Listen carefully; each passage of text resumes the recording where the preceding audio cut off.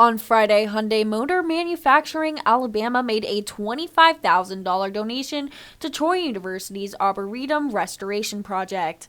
It was the largest gift the biology department has received since taking on the restoration. This is extraordinary. This is the largest donation we've received thus far in our campaign to get the Arboretum back up and running, and it's going to go a long way, and it's also going to help us as seed money to get other donations.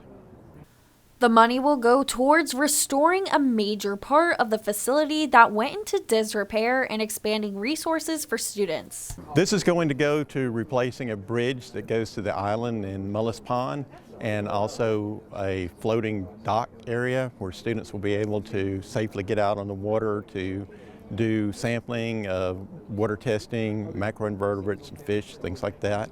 And it's also going to help us to buy some plants to create a wetland area, which will be used in the botany classes.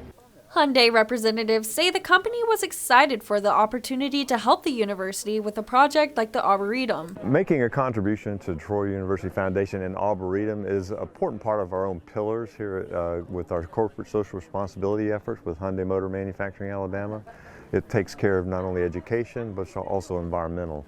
And being able to support this project in the sense of offering money to have a bridge that goes from the trail into this island is kind of nice, but we consider it seed money because I think this is an opportunity for us to maybe have a longer partnership with Troy University and supporting, again, education and environmental.